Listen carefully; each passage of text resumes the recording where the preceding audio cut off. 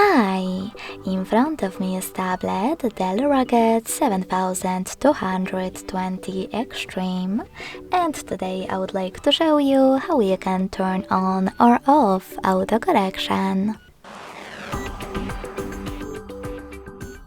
Begin by opening your device's settings and clicking on Time and Language on the left. Following that, click on Typing section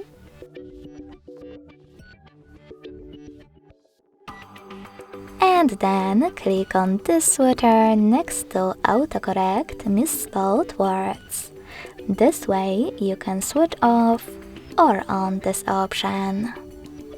Thanks so much for watching. If you enjoyed this video, leave a like, comment and subscribe.